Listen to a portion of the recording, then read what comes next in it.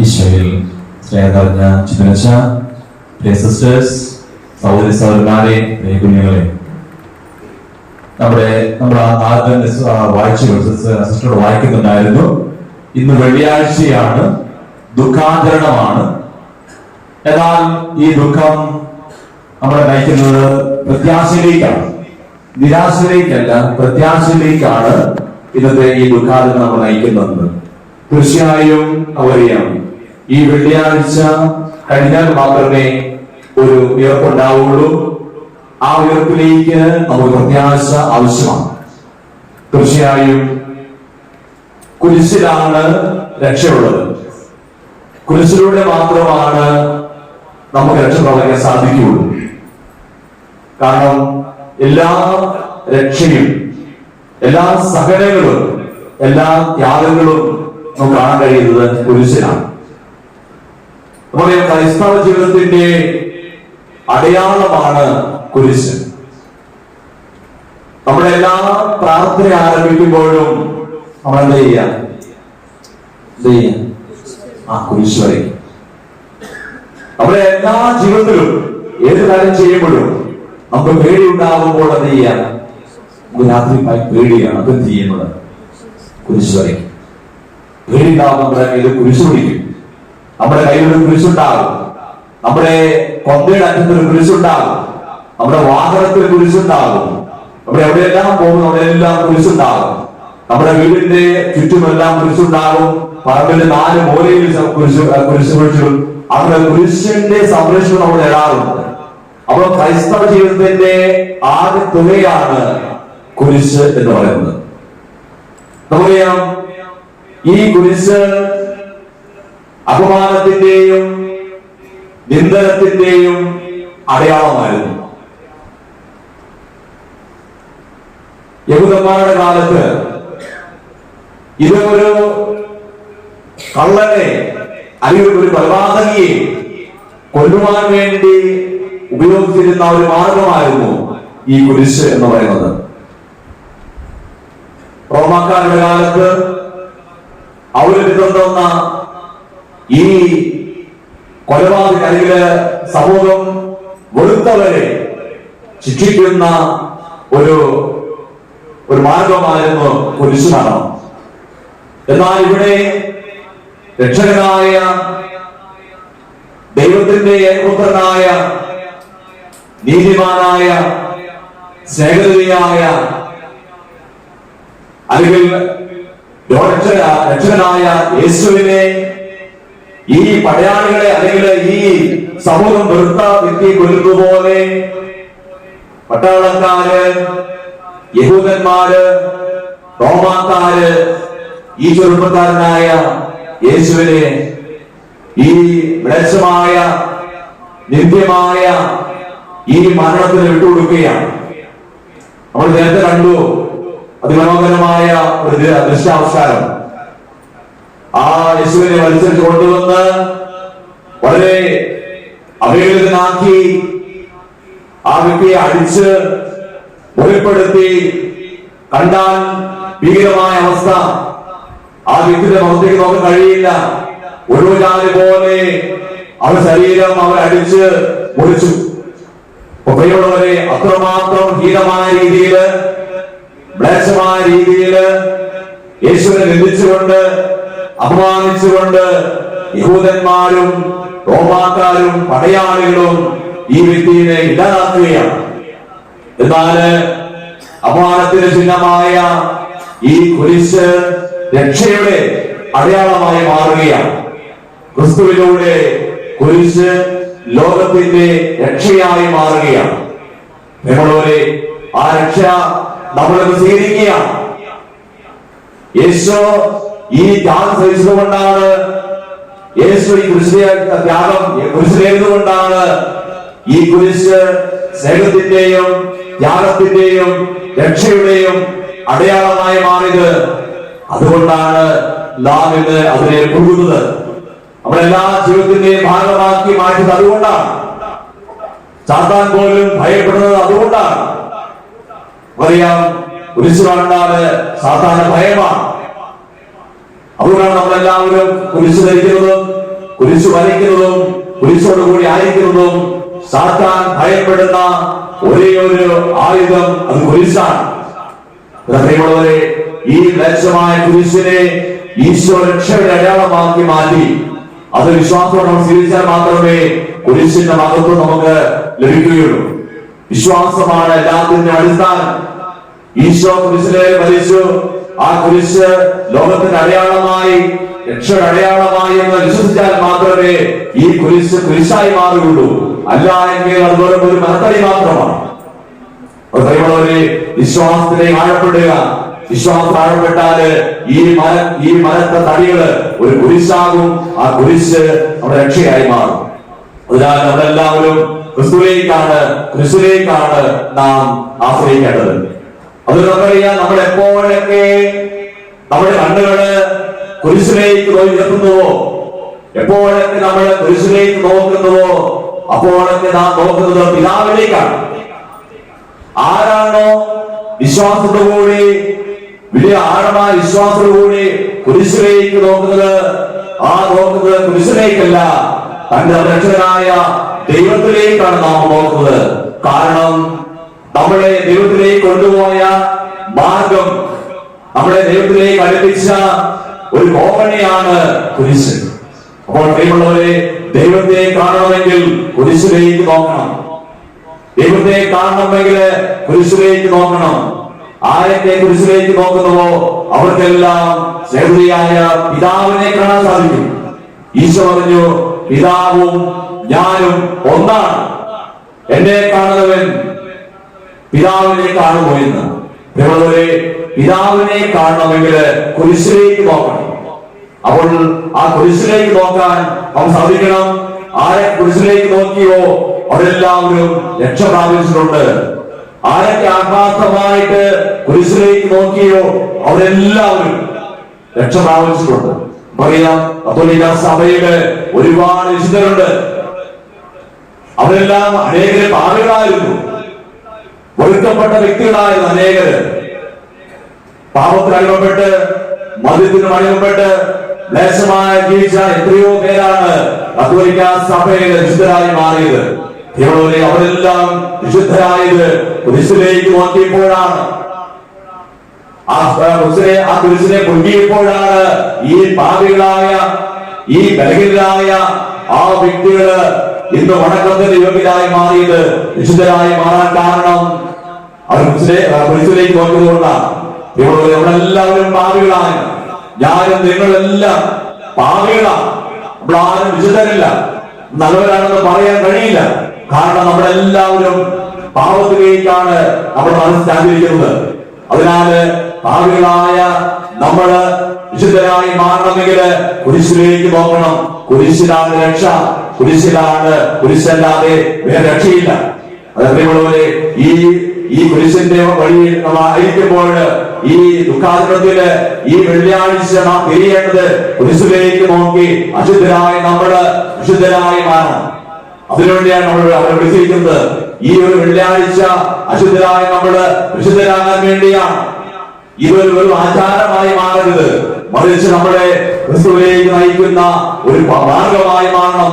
ക്രിസ്തുവിലേക്ക് നോക്കുന്ന, ക്രിസ്തുവിനോട് രക്ഷപ്പെടുന്ന ഒരു ആചാരമായിട്ട് മാറണം നമ്മള്. അതിനുവേണ്ടി പരിശ്രമിച്ചാൽ മാത്രമേ സാധിക്കുകയുള്ളൂ.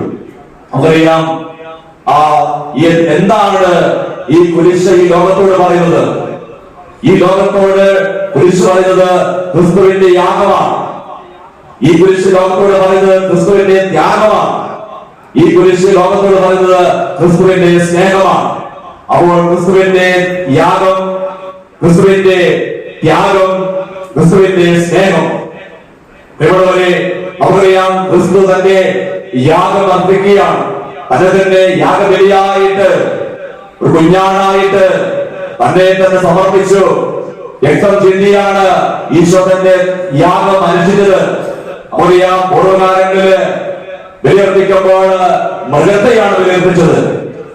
ഊനമറ്റ ആടുകളെയും അല്ലെങ്കിൽ യാതൊരു കുറവില്ലാത്ത മൃഗങ്ങളെയുമാണ് ദൈവത്തിന് ബലിയർപ്പിച്ചത്. ആ മൃഗത്തിന്റെ രക്തമാണ് അവര് ദൈവത്തിന് കൊടുത്തത്. എന്നാൽ ഇവിടെ ദൈവം യേശു ക്രിസ്തു സ്വന്തം ശരീരം സ്വന്തം രക്തമാണ് ബലിയായി യാഗമായി നൽകിയത്. പ്രിയമുള്ളവരെ, ആ യേശുവിനെ പോലെ നമ്മളും യാഗമനുഷ്ഠിക്കണം. ആ യേശുവിനെ പോലെ നമ്മൾ ത്യാഗമനുഷ്ഠിക്കണം. നമുക്കറിയാം, യേശുവിനെ പിടിച്ചു കെട്ടി അവര് ഒന്നും ഭക്ഷണമോ പാനീയമോ കൊടുക്കാതെ, ഒന്നും കഴിക്കാതെ ആ രാത്രിയും പകലും യേശുവിനെ ചുട്ടുകൊള്ളുന്ന വെയിലത്തൂടെ വെറും നഗ്നനായിട്ട് വലിച്ചൊഴിച്ചുകൊണ്ട് അവരെ അടിച്ച് കുരിശുകൊണ്ട് തറയ്ക്കുക. ആ വലിയ ത്യാഗമാണ് ഞാൻ നടന്നത്. അപ്പോൾ ആ ത്യാഗത്തിന്റെ എല്ലാം കാരണം യേശുവിന്റെ വിലമതിക്കാത്ത സ്നേഹമാണ്. അവരെയാ യേശുവിനെ നോക്കാൻ കാണാൻ സാധിക്കും. രണ്ട് കരങ്ങളും നീട്ടിപ്പിടിച്ചാണ്. അത് സ്നേഹത്തിൻ്റെതാണ്, സ്നേഹത്തിന്റെ അടയാളമാണ് ഈ കൈകള് വിശ്വസിക്കുന്നത്. ഇതിനപ്പുറത്തേക്ക് തരുവാൻ പ്രിയ മക്കളെ എന്തെങ്കിലും ഒന്നുമില്ല. അതിനാമികളുടെ ഈ കൃഷ്ണയ്ക്ക് നോക്കുമ്പോൾ കാണുന്നത് രണ്ട് കരങ്ങളും വിരിച്ചു പിടിച്ച യേശുവിനെയാണ്. ഈശോ പറയാണ്, ഈ മക്കളെ എനിക്ക് തരുവാൻ വേറെ ഒന്നുമില്ല, എന്തെല്ലാം ഞാൻ തന്നു കഴിഞ്ഞു. എന്റെ സ്നേഹത്തിന്റെ പൂർത്തീകരണമാണ് ഈ കുരിശുമരണം. പ്രിയമുള്ളവരെ, നമ്മളും ഇതുപോലെ യേശുവിന് വേണ്ടി യാഗമനുഷ്ഠിക്കണം. യേശുവിനെ പോലെ ത്യാഗമനുഷ്ഠിക്കണം. യേശുവിനെ പോലെ സ്നേഹിക്കണം. പരസ്പരം സ്നേഹിച്ചാൽ മാത്രമേ ദൈവസ്നേഹത്തിന്റെ അനുഭവം ഉണ്ടാവുകയുള്ളൂ. പരസ്പരം സ്നേഹിക്കാൻ വേണ്ടിയാണ് അവിടെ എല്ലാവരെയും ഈശോ വിളിച്ചിരിക്കുന്നത്. എന്നെ പോലെ നിങ്ങളും പരസ്പരം സ്നേഹിക്കുക, നിങ്ങളെ പോലെ നിങ്ങളുടെ അയൽക്കാരെ നിങ്ങൾ സ്നേഹിക്കുക. അതേപോലെ സ്നേഹമാണ് എല്ലാത്തിന്റെ അടിസ്ഥാനം. പരസ്പരം സ്നേഹിക്കുക, അതാണ് ഈശോ ആഗ്രഹിക്കുന്നത്. ആരെല്ലാം പരസ്പരം സ്നേഹിക്കുന്നുവോ അവരിലേക്ക് ദൈവകൃപയുണ്ടാകും, ദൈവാനുഭവം ഉണ്ടാകും, ശാന്തിയും സമാധാനം ഉണ്ടാകും. അതേപോലെ ഈ ബഹുമാനത്തിലൂടെയും ഈ കുരിശുമരണ ആചരണത്തിലൂടെയും നമ്മൾ പരസ്പരം സ്നേഹിക്കുവാൻ നമ്മൾ തയ്യാറാകണം. അതുപോലെ പറയാം, യേശുവിനെ കുരിശിനെ സ്വന്തമാക്കിയവർക്ക് അവർക്ക് ജീവനുണ്ടാകും, അവർക്ക് ജീവിതമുണ്ടാകും, അവർക്ക് വിശുദ്ധി ഉണ്ടാകും. ആരെല്ലാമാണ് യേശുവിലേക്ക് നോക്കിയത്, ആരെല്ലാമാണ് കുരിശിലേക്ക് നോക്കിയത്, അവർക്കെല്ലാം ജീവനുണ്ടാകും. ആരെല്ലാമാണ് കുരിശിലേക്ക് നോക്കിയത്, അവർക്ക് ജീവിതം ഉണ്ടാകും. ആരെല്ലാമാണ് കുരിശിലേക്ക് നോക്കിയത്, അവർക്ക് വിശുദ്ധി ഉണ്ടാകും ജീവിതത്തിന്. പ്രിയമുള്ളവരെ, നമുക്കിത് വേണ്ടി ഇത് തന്നെയാണ്. നമുക്കൊരു ജീവൻ വേണം. മരിച്ചവരെ പോലെ ജീവിക്കുന്നവരല്ല നമ്മള് ഉണർവുള്ളവരായി പ്രത്യാശ ജീവിക്കുന്ന വ്യക്തികളായി മാറണം. അതിനാൽ ജീവനുള്ള വ്യക്തികളായി മാറണം. യേശുവിലേക്ക് നോക്കിയവർക്കെല്ലാം ജീവനുണ്ടാകും, അവർക്ക് ജീവിതമുണ്ടാകും. നമ്മളെല്ലാവരും വഴി പൊട്ടിപ്പോയ ജീവിതം മുന്നോട്ട് കൊണ്ടുപോകാൻ പറ്റാത്തവരാകാൻ പാടില്ല. കാരണം എല്ലാവരും പറയാറുണ്ട്, ഇനി എങ്ങനെ മുന്നോട്ട് ജീവിക്കും, എല്ലാം ഒരു തകർച്ചയാണ്, എല്ലാം ഒരു പരാജയമാണ്, എന്തെല്ലാം കഷ്ടപ്പെട്ടിട്ടും ഒന്നും നീക്കി വയ്ക്കാൻ കഴിയുന്നില്ല. നല്ല വീടില്ല, വരുമാനമില്ല, ജോലിയില്ല, അല്ലെങ്കിൽ മക്കൾക്ക് ജോലിയില്ല, എന്തെല്ലാം കഷ്ടപ്പാടുകളും എന്തെല്ലാം വേദനകളുമാണ് പ്രിയമുള്ളവരെ നാം അനുഭവിക്കുന്നത്. ഒരു ജീവിതം വഴിമുട്ടിയ അവസ്ഥയാണ് ഉള്ളത്. അത് പ്രിയമുള്ളവരെ, ക്രിസ്തുവിലേക്ക് നോക്കിയവർക്ക് ഒരിക്കലും വഴിമുട്ടുകയില്ല. ക്രിസ്തുവിലേക്ക് നോക്കി ഒരിക്കലും ജീവനുണ്ടാകാതിരിക്കുകയില്ല. കാരണം അവരെല്ലാം ലഭിക്കുന്നത് ക്രിസ്തുവിലൂടെയാണ്. കാരണം ക്രിസ്തുവാണ് എല്ലാം തരുന്നത്. ക്രിസ്തുവിനെ വിളിച്ചപേക്ഷിക്കുന്നവർക്ക് ഒന്നിനും കുറവുണ്ടാകുകയില്ല, എല്ലാം സമ്പൽ സമൃദ്ധിയായിരിക്കും. അതിനാൽ പ്രിയമുള്ളവരെ, മറ്റു പലതിന്റെയും പിന്നാലെ പോകാതെ, മറ്റാരുടെയും പിന്നാലെ പോകാതെ, മറ്റൊരു ആചാരത്തിന്റെ പിന്നാലെ പോകാതെ ക്രിസ്തുവിലേക്ക് തിരിയുക, കുരിശിലേക്ക് നോക്കുക. തീർച്ചയായും നമുക്ക് ജീവനുണ്ടാകും, വിശുദ്ധി ഉണ്ടാകും. ഇന്നത്തെ കാലത്ത് ഇല്ലാതെ പോകുന്നത് ഇത് തന്നെയാണ്, വിശുദ്ധി എന്ന പുണ്യം ഇല്ലാതെ പോവുകയാണ്. കാരണം ഇന്നത്തെ ലോകം അതുപോലെയാണ്. എല്ലാവരും തന്നെ വഴിതിരിക്കുന്ന കുടുംബക്കാരെ പോലെയും കുഞ്ഞുങ്ങളെയും പ്രായവ്യത്യാസമില്ലാതെ എല്ലാവരെയും വഴിതിരിക്കുന്ന ഒരു കാലഘട്ടത്താണ് നാം ജീവിക്കുന്നത്. വിശുദ്ധിയില്ലാതെ അശുദ്ധപരമായ ജീവൻ നയിക്കുന്ന ഒരു കാലഘട്ടത്തിലേക്കാണ് നാം ജീവിക്കുന്നത്. അപ്പോൾ പ്രിയമുള്ളവരെ, കുരിശിനെ മുറുകെ പിടിക്കുക, കുരിശിലേക്ക് തിരിയുക. തീർച്ചയായും നമുക്ക് വിശുദ്ധി ഉണ്ടാകും. അങ്ങനെ പ്രിയമുള്ളവരെ, വിശുദ്ധിയും ജീവിതവും ജീവനും നമുക്ക് ആവശ്യമാണ്. അത് ക്രിസ്തുവിലേക്കാണ് നാം നോക്കേണ്ടത്. പ്രിയമുള്ളവരെ, നമുക്കറിയാം, ആരവങ്ങളിലേക്ക് ആഗ്രഹമാണ്. പള്ളിയിലെ വലിയ ആരവം, പള്ളിയിലെ ആഘോഷങ്ങൾക്ക് നമുക്ക് ആവേശമാണ്. പെരുന്നാളിലും അതെല്ലാ കാര്യങ്ങൾക്കും എല്ലാം എല്ലാവരും വളരെ ആവേശത്തോടുകൂടി സംബന്ധിക്കും, അതിൽ ചേരും, ഒരു പണം ചെലവാക്കും, അല്ലെങ്കിൽ മറ്റെല്ലാ കാര്യങ്ങളും വലിയ ആവേശമാണ്. എന്നാൽ നമ്മുടെ ഉള്ളിലേക്ക്, നമ്മുടെ വീട്ടിലേക്ക് കടന്നു ചെല്ലുമ്പോൾ, നമ്മുടെ ഭവനങ്ങളിലേക്ക് കടന്നു ചെല്ലുമ്പോൾ ഏകാന്തതയാണ് അനുഭവപ്പെടുക. പുറമെ അതിമനോഹരമായ രീതിയിൽ തിരിച്ചും കളിച്ചും ആഡംബരങ്ങളിലേക്കും ആവേശങ്ങളിലേക്കും പോകാൻ തയ്യാറാണ്. എന്നാൽ കുടുംബങ്ങളിലേക്ക് കടന്നു ചെല്ലുമ്പോൾ ഈ ആവേശമെല്ലാം പോയി നിരാശ മാത്രമാണ്. പരസ്പരം നോക്കുവാനോ സംസാരിക്കുവാനോ പങ്കുവയ്ക്കുവാനോ തയ്യാറാകുന്നില്ല, പ്രാർത്ഥിക്കുവാൻ തയ്യാറാകുന്നില്ല. എത്ര കുടുംബങ്ങളിലാണ് പ്രാർത്ഥനയുള്ളത്? എത്ര കുടുംബങ്ങളിൽ ആത്മാർത്ഥമായി പ്രാർത്ഥനയുണ്ടെന്ന് ചിന്തിച്ചു നോക്കുക. നമ്മൾ പുറമേക്ക് വരാൻ എളുപ്പമാണ്, പള്ളിയിൽ വരാൻ തയ്യാറാണ്, എല്ലാ കാര്യങ്ങളിലും ഭക്താഭ്യാസത്തിലെല്ലാം നാം തയ്യാറാണ്, എന്തും ചെയ്യാൻ തയ്യാറാണ്. എന്നാൽ ഭവനങ്ങളിലേക്ക് കടന്നു ചെല്ലുമ്പോൾ ഇതൊന്നുമില്ലാത്ത അവസ്ഥയെ മാറുകയാണ്. വിദ്വേഷത്തിന്റെയും വെറുപ്പിന്റെയും വൈരാഗ്യത്തിന്റെയും ഒരു മേഖലയായി, ഇടമായി നമ്മുടെ ഭവനം മാറുകയാണ്. മാതാപിതാക്കള് തെറ്റായ ജീവിക്കുമ്പോൾ, പ്രാർത്ഥനയില്ലാതെ ജീവിക്കുമ്പോൾ, കുടുംബ പ്രാർത്ഥനയില്ലാതെ ആകുമ്പോൾ ഈ വളർന്നു വരുന്ന കുഞ്ഞുങ്ങൾക്ക് അതൊരു ദുർമാർഗം നൽകുകയാണ്. അവർ വളർന്നു വരുമ്പോൾ അവർ ഈ ലോകത്തിന്റെ പിന്നാലെ പോവുകയാണ്. അതിനാൽ പ്രാർത്ഥനാ ജീവിതത്തിലേക്ക് കടന്നു വരണം. കുരിശിലേക്ക് നമ്മൾ വളരണം, കുരിശിലേക്ക് നമ്മൾ തിരിയണം, കുരിശിലേക്ക് നാം നോക്കണം. കാരണം കുരിശിലാണ് രക്ഷ. ഞാൻ വീണ്ടും പറയാൻ കാരണം, കുരിശിലാണ് രക്ഷയുള്ളൂ, മറ്റൊന്നിനും രക്ഷ കുരിശിലില്ല, അല്ലാതില്ല. അതാണ് ക്രിസ്ത്യാനികളായ നമുക്ക് നമ്മൾ ക്രിസ്തുവിൽ വിശ്വസിക്കുക, ആഴപ്പെടുക. മറ്റു മതങ്ങളിലേക്കല്ല, അവരുടെ ആചാരങ്ങള് അവർ നോക്കിക്കോട്ടെ. നമ്മളവരെ കുറ്റം പറയാനോ കളിയാക്കുവാനോ നിന്ദിക്കുവാനോ പോകേണ്ട ആവശ്യമില്ല. ദൈവം നമ്മളെ പ്രത്യേകമായി വിധിക്കുകയാണ്. ക്രിസ്ത്യാനികളായ നമ്മൾ തിരിയേണ്ടത് ക്രിസ്തുവിലേക്കാണ്, കുരിശിലേക്കാണ് നാം നോക്കേണ്ടത്. അതിനാൽ കുരിശിലേക്ക് തിരിയാൻ നമുക്ക് ആത്മാർത്ഥമായി പരിശീലിപ്പിക്കാം. നമ്മുടെ സുവിശേഷവാണിയിലൂടെ നാം വായിച്ചു കേട്ടു. ഈ സുവിശേഷം കാണാൻ സാധിക്കും. ഏതാനും 5 കാര്യങ്ങളാണ് നമുക്ക് നന്മ ഭാഗ്യം ലഭിക്കുക. 5 ഭാഗ്യങ്ങളാണ് നമ്മൾ ഈ കുരിശോട് ലഭിക്കുന്നത്. ഒന്നാമത് നമുക്കറിയാം, ഈശോ കുരിശിൽ കടന്നുകൊണ്ട് ഈശോ തന്റെ പ്രാണനെ വിടുകയാണ്. തന്റെ ആത്മാവിനെ, തന്റെ പ്രാണനെ തന്റെ പിതാവിനെ ഏൽപ്പിക്കുകയാണ്. ആത്മാവായ പരിശുദ്ധാത്മാവിനെ ഈശോ തന്റെ പിതാവിന്റെ കരങ്ങളിലേക്ക്, പിതാവേ എന്റെ ആത്മാവിനെ ഞാൻ അവന്റെ കരങ്ങളിലേക്ക് സമർപ്പിക്കുന്നു എന്ന് ഈശോ പറയുകയാണ്. കേവലവരെ ഒന്നാമതായിട്ട് നമുക്ക് ലഭിക്കുന്ന പരിശുദ്ധാത്മാവാണ്. ഈ കുരിശിലൂടെ നമുക്ക് ലഭിക്കുന്ന പരിശുദ്ധാത്മാവാണ്. പരിശുദ്ധാത്മാവാണ് ഒരു പുണ്യം, പരിശുദ്ധാത്മാവാണ് ഒരു ഭാഗ്യം. ഈ കുരിശിലൂടെ നമുക്ക് ലഭിക്കുകയാണ്. രണ്ടാമതാണ് കാണാൻ സാധിക്കുക പരിശുദ്ധ അമ്മയാണ്. പറയാൻ ഈശോ പറയാണ്, ഇതാ നിന്റെ അമ്മ, ഇതാ നിന്റെ മകൻ എന്ന് ഈശോ പറയുകയാണ്. നിങ്ങളെ നമുക്ക് ക്രിസ്ത്യാനികളായ കത്തോലിക്കരായ നമുക്ക് ദൈവം തന്ന വലിയൊരു നിധിയാണ് പരിശുദ്ധ അമ്മ. നിങ്ങളെ അമ്മയിലൂടെയാണ് നാം യേശുവിലേക്ക് പോകേണ്ടത്. യേശുവിലൂടെ ലഭിച്ചിരിക്കുന്ന ഏറ്റവും വലിയ പുണ്യം, വലിയ ഭാഗ്യം, വലിയ നന്മ എന്ന് പറയുന്നത് പരിശുദ്ധ അമ്മയാണ്. അതേപോലെ പരിശുദ്ധ അമ്മയെ മുറുകെ പിടിച്ചാല്, അമ്മയോട് ചേർന്നാല് നമ്മുടെ ജീവിതം ധന്യമാകും, കുടുംബം അനുഗ്രഹിക്കപ്പെടും.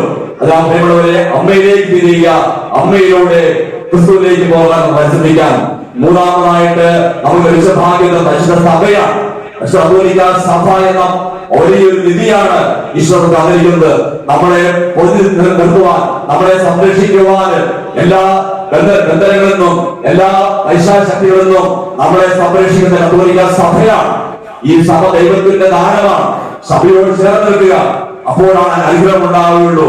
എത്രമാത്രം സഭയോട് ചേർന്ന് നിൽക്കുന്നതോ അത്രമാത്രം ദൈവാനുഭവവും ദൈവകൃപയും അനുഗ്രഹവും നമ്മളിലേക്കും നമ്മുടെ കുടുംബങ്ങളിലേക്കും നമ്മുടെ സമൂഹത്തിലേക്കും കടന്നു വരും. അതേപോലുള്ളവരെ കുരിശിലൂടെ നമുക്ക് ലഭിച്ച ഭാഗ്യം കത്തോലിക്ക സഭയാണ്. നാലാമതാണെന്നറിയാം, യേശുവിന്റെ തിരുഹൃദയമാണ്. അറിയാം, മലയാളികള് ഉന്തം കൊണ്ട് കുത്തിയപ്പോൾ യേശുവിന്റെ ഹൃദയം തുറന്ന് അതിലൂടെ രക്തവും വെള്ളവും വഴി കൂദാശയാണ്, നമ്മുടെ മാമോദീസയാണ്, അതുപോലെ തന്നെ വിശുദ്ധ കുർബാനയാണ്. ഈ 2 കൂദാശയം ഉണ്ടെങ്കിൽ മാത്രമേ നമുക്ക് പുണ്യജീവിതം ഉണ്ടാവുകയുള്ളൂ. മാമോദീസയിലൂടെയാണ് ഒരു വ്യക്തി ഒരു കത്തോലിക്കനായി, ഒരു ദൈവദാസനായി മാറുന്നത്. അതേപോലുള്ളവരെ യേശുവിന്റെ ഹൃദയത്തിൽ നിന്നാണ് ഒഴുകിയത്. അപ്പോൾ ഈ നോപാചരണത്തിലൂടെയും ഈ കുരിശുമരണത്തിലൂടെയും നമുക്ക് ലഭിച്ചത് യേശുവിന്റെ ഹൃദയമാണ്. യേശുവിനെ തുടിക്കുന്ന തുറക്കപ്പെട്ട ഹൃദയം, വിശാലമായ ഹൃദയം, മാംസളമായ ഹൃദയം ഈശോ നമുക്ക് ഇതിലൂടെ നൽകിയിരിക്കുകയാണ്. പ്രിയമുള്ളവരെ, നമ്മുടെ ശിലാഹൃദയം മാറ്റി ഒരു മാംസമായ ഹൃദയമുള്ള വ്യക്തിയായി മാറാം. പരസ്പരം സ്നേഹിക്കുവാനും പങ്കുവയ്ക്കുവാനും തയ്യാറാകണം. അതിനുവേണ്ടിയാണ് നമ്മുടെ ഹൃദയം വെച്ചിരിക്കുന്നത്. അഞ്ചാമതായി നമുക്കറിയാം, നമുക്ക് നിത്യജീവൻ നൽകുകയാണ്. നിത്യജീവൻ ഈശോ നൽകുകയാണ്. അഞ്ചാമതായിട്ട് നമുക്കറിയാം, യേശുവിന്റെ ഇടതും വലത്തും കള്ളന്മാരുണ്ടായിരുന്നു.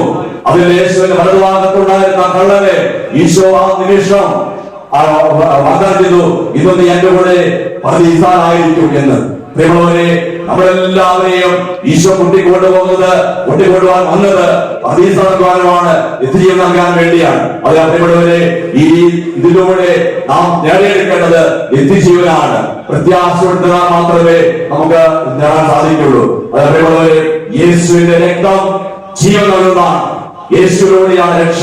യേശുവിന്റെ രക്തത്തിലൂടെ നമുക്ക് ജീവനുണ്ടാകും. ഞാനൊരു സംഭവം പറഞ്ഞുകൊണ്ട് എന്റെ വാക്ക് അവസാനിപ്പിക്കുക. 2009 നമ്മുടെ പഴയ ഇന്ത്യൻ പ്രസിഡന്റായ APJ അബ്ദുൽ കലാം അദ്ദേഹം ബറോഡ സ്ഥലത്ത് ഒരു ഹോട്ടലിൽ ഇരിക്കുകയായിരുന്നു.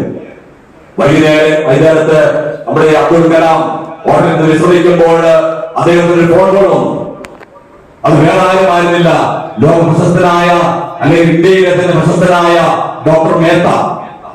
അദ്ദേഹം ഒരു കാര്യത്തിൽ ചെയ്യുന്ന ഒരു പ്രശസ്തനായ ഡോക്ടറായിരുന്നു ഡോക്ടർ മേത്ത. അദ്ദേഹം ഈ അബ്ദുൽ കലാമിനെ ഫോൺ വിളിക്കുകയാണ്.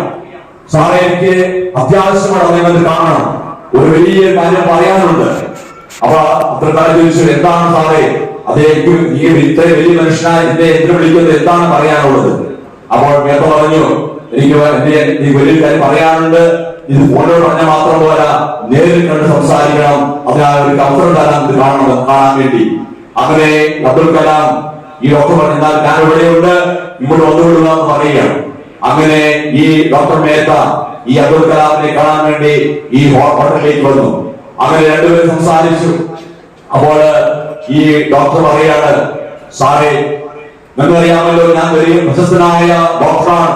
ഒരു ദിവസം 5-10ഓളം ഓപ്പറേഷൻ ചെയ്ത വ്യക്തിയാണ് ഈ ഡോക്ടർ മേത്ത. അങ്ങനെ തന്റെ ജീവിതം മുഴുവനും രോഗികൾക്ക് വേണ്ടി, അവരുടെ ജീവന് വേണ്ടി മാറ്റി വഴിക്കിട്ട അല്ലെങ്കിൽ പാദം മുഴുവനും കൈ മുഴുവനും രക്തത്താൽ നിറഞ്ഞു നിൽക്കുന്ന ഒരു വ്യക്തിയായിരുന്നു ഡോക്ടർ മേത്ത. എന്നാൽ അദ്ദേഹം പറയുകയാണ്, എനിക്ക് വലിയൊരു സങ്കടമുണ്ട്, ഞാനിപ്പോൾ ദുഃഖിതനാണ്. അപ്പൊ അത് അബ്ദുൽ കലാം ചോദിച്ചു, എന്താണ്? അപ്പൊ അദ്ദേഹം പറയാണ്, 2008 എന്റെ അടുത്തേക്ക് ഒരു യുവ ദമ്പതിമാർ വന്നു, ഒരു ചെറിയ കുഞ്ഞിനുമായിട്ട്, ഒരു പെൺകുട്ടിയുമായിട്ട്. അങ്ങനെ ആ പെൺകുട്ടിയുടെ ജീവിതം എല്ലാ ഡോക്ടർമാരും വിധി എഴുതിയതാണ്, ഇനി മുന്നോട്ട് ജീവിക്കാൻ കഴിയില്ല, ആ കുഞ്ഞിന്റെ മരണം അടുത്തിരിക്കുകയാണ്. അങ്ങനെ ശാസ്ത്രലോകം ആ പെൺകുട്ടിയെ ഉപേക്ഷിച്ചിരിക്കുകയാണ്. അതിനുവേണ്ടി അങ്ങനെ വന്നു പറഞ്ഞു. അതിന് ഇതിന് കാരണമായത് ഇത്രയും മാരകമായ ഒരു രോഗം പിടിപെട്ട ഈ കുഞ്ഞുമായിട്ട് ഈ യുവ മാതാപിതാക്കള് ഈ കുഞ്ഞിനെ കൂട്ടി കേരളത്തിലെല്ലാ പ്രധാനപ്പെട്ട ഹോസ്പിറ്റലിൽ പോയി പ്രധാനപ്പെട്ട എല്ലാ മെയിൻ ഡോക്ടേഴ്സിനെ കണ്ടു. അതെല്ലാം കൈയിടിഞ്ഞു.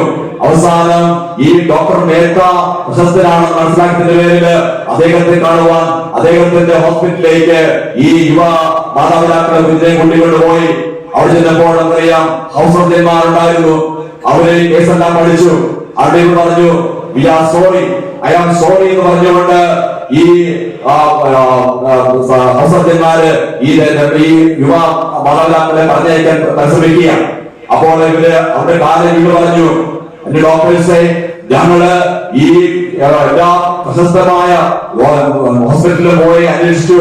അവസാനം ഞങ്ങൾക്ക് മനസ്സിലായി ജീവിക്കില്ല.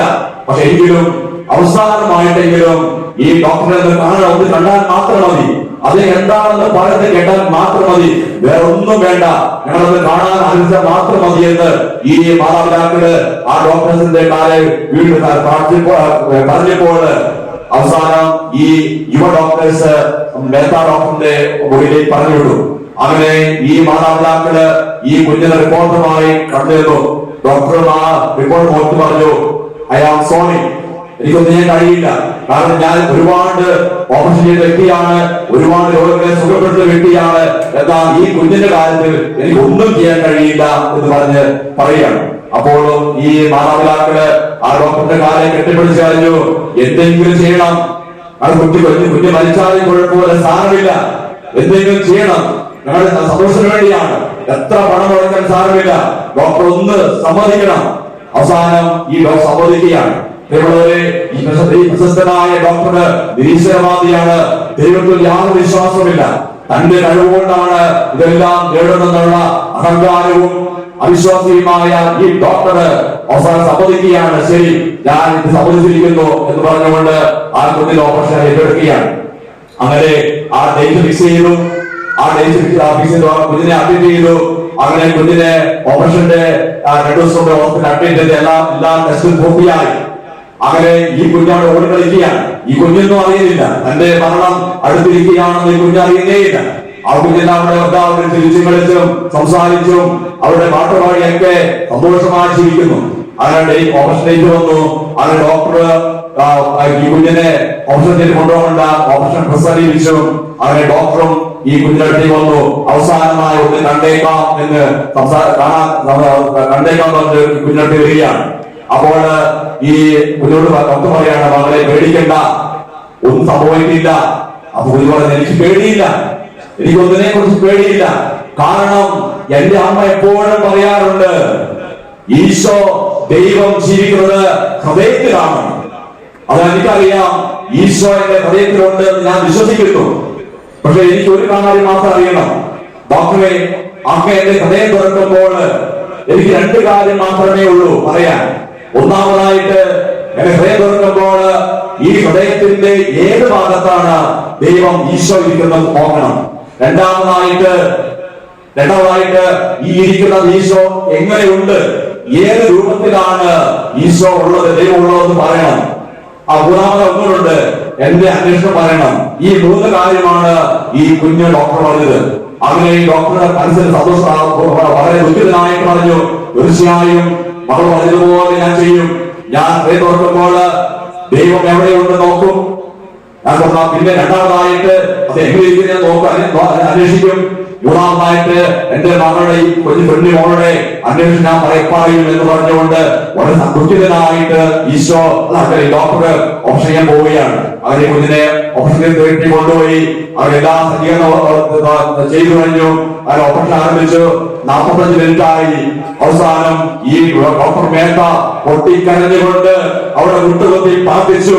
നിരീശ്വരവാദിയായി ഡോക്ടർ ആദ്യമായി ദൈവത്തെ വിളിക്കുന്നു, ദൈവമേ, അങ്ങുണ്ടെങ്കിൽ, അങ്ങ് ജീവിച്ചിരിക്കുന്നുണ്ടെങ്കിൽ ഈ കുഞ്ഞിനെ രക്ഷിക്കണമേ എന്ന് പറഞ്ഞുകൊണ്ട് ആ ഡോക്ടർ അവിടെ മുട്ടുകുത്തി പ്രാർത്ഥിക്കുകയാണ്. കാരണം എല്ലാ സിസ്റ്റങ്ങളും ഓഫാകാൻ പോവുകയാണ്, എല്ലാ പൾസുകളും നിന്നു പോകുന്നു, എല്ലാം ഓഫാകാൻ ഈ നിമിഷം മാത്രമേ ഉള്ളൂ. ഈ കുഞ്ഞ് മരിച്ചു. താൻ ഇത്രയും കാലത്തെ തന്റെ എല്ലാ സീരീസിനും പോവുകയാണ്, അടിയറവിക്കുകയാണ്. ആ നിരാശനായ നിരീശ്വരവാദിയായ ഈ ഡോക്ടർ മുട്ടുകുത്തി വിളിച്ചു, ദൈവമേ, അങ്ങുണ്ടെങ്കിൽ ഈ കുഞ്ഞ് രക്ഷിക്കണമേ എന്ന് വിളിച്ചു. പ്രിയമുള്ളവരെ, നിമിഷങ്ങൾക്കുള്ളിൽ അടുത്തിരുന്ന നേഴ്സ് വിളിച്ചു പറഞ്ഞു, ഡോക്ടർ, ബ്ലഡ് ഈസ് കമ്മിങ്. ആ നേഴ്സ് വിളിച്ചു പറഞ്ഞു, ഡോക്ടറെ, രക്തം വരുന്നുണ്ട്.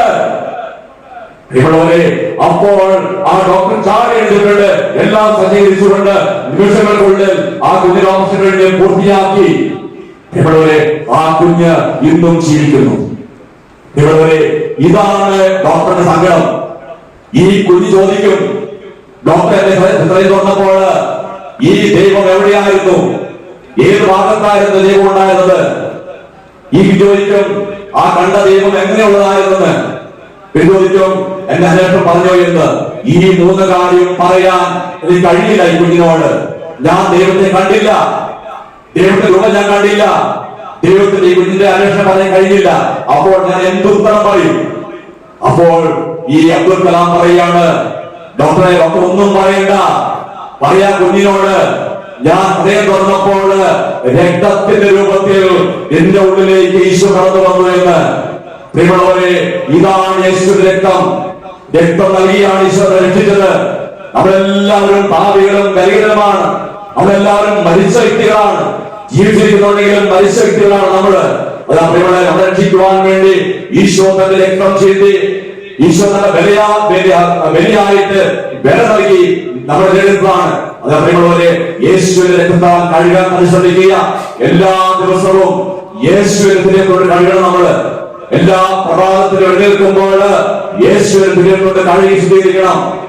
നമ്മൾ കുളിക്കുന്നതിനേക്കാൾ ഉപരിയായിട്ട് എല്ലാ ദിവസവും യേശുവിന്റെ തിരികൊണ്ട് കഴുകിയാല് നമ്മൾ പൂർണ്ണരാകും, നമ്മൾ അശുദ്ധരാകും, വിശുദ്ധരാകും, ജീവനുണ്ടാകും, ജീവിതമുണ്ടാകും, വിശുദ്ധി ഉണ്ടാകും, സ്നേഹമുണ്ടാകും, സന്തോഷവും സമാധാനവും ഐശ്വര്യവും കൃപയുണ്ടാകും. അവർ നമ്മുടെ കുടുംബം അനുഗ്രഹിക്കപ്പെടും. അത് പ്രിയമുള്ളവരെ, കുടുംബത്തിലേക്ക് കടന്നു ചെന്നുകൊണ്ട് ഒന്നിച്ചിരുന്ന് പ്രാർത്ഥിച്ച് പങ്കുവെച്ചുകൊണ്ട് യേശുവിന്റെ സ്നേഹം വളരെ മനസ്സിലിക്കുക, യേശുവിന്റെ വിശ്വാസത്തെ മനസ്സിലിക്കുക. പരിശുദ്ധനായ ദൈവം നമ്മളെല്ലാവരെയും സമൃദ്ധമായി അനുഗ്രഹിക്കുമാറാകട്ടെ.